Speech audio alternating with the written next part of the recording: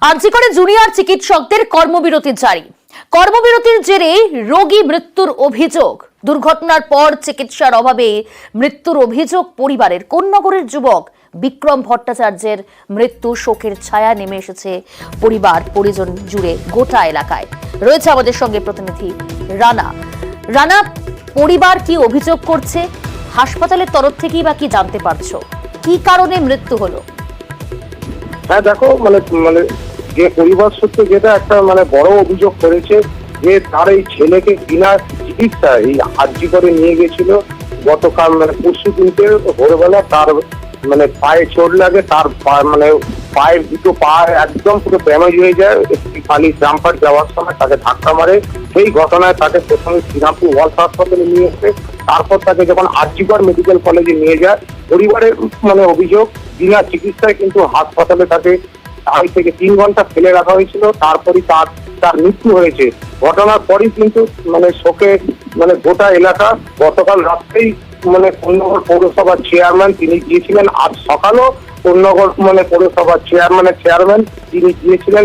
মিতার মা এবং দিদার সাথে কথা বলেছেন। তোমার জানিয়ে রাখি, তারা কিন্তু একটা অভিযোগ করেছে যে বিনা চিকিৎসায় তার ছেলে যে প্রাণ গেল তার কিন্তু বিচার চাইছে। আজকেই তারা কিন্তু আরজি করে ওই বিক্রম ভট্টাচার্যের ময়না তদন্ত হবে, তারপর দেহ তাদের হাতে, পরিবারের হাতে তুলে দেওয়া হবে। তারা ইতিমধ্যেই কিন্তু আরজি ঘরের দিকে রওনা হতে শুরু করেছে। যেটা জানা যাচ্ছে যে এটা নিয়ে কিন্তু একটি কোন্নগর যে এলাকা কিন্তু একটা ক্ষোভের সঞ্চার হয়েছে যে একটি তরতাজা যুবক কোনো ডাক্তারের পরিষেবা নেই। ওদের পেশেন্টটা যে এসে দেখবে কিন্তু সেটা আসেনি।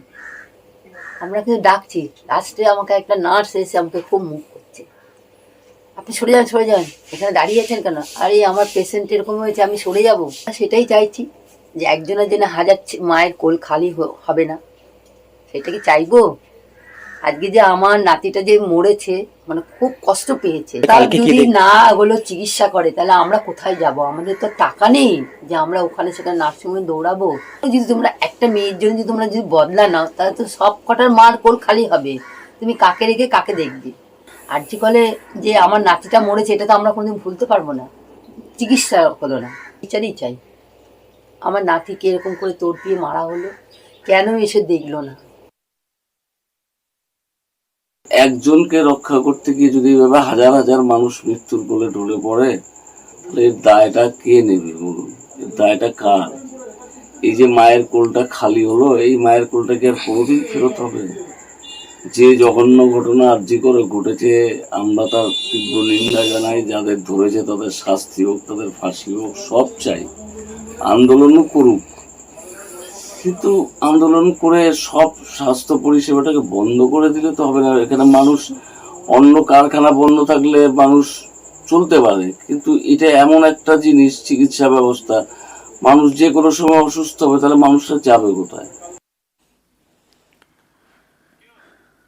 আরজি করে চিকিৎসার অভাবে মৃত্যু হলো কোন্নগরের যুবক 28 বছরের তরতাজা যুবক বিক্রম ভট্টাচার্যের। বিনা চিকিৎসায় মৃত্যু, এক্স স্যান্ডেলে নিন্দা অভিষেক বন্দ্যোপাধ্যায়। তৃণমূল সাংসদ অভিষেক বন্দ্যোপাধ্যায় নিন্দা করেছেন এক্স স্যান্ডেলে জুনিয়র চিকিৎসকদের এই বিক্ষোভ এবং জরুরি পরিষেবা, চিকিৎসা পরিষেবা অবহেলা হতে দেওয়া এবং তার জেরেই মৃত্যু। আন্দোলন যদি হতেই হয় তবে সেই আন্দোলন মানবিকতার সাথে হওয়া উচিত, যাতে এই ধরনের মৃত্যু এড়ানো যায়।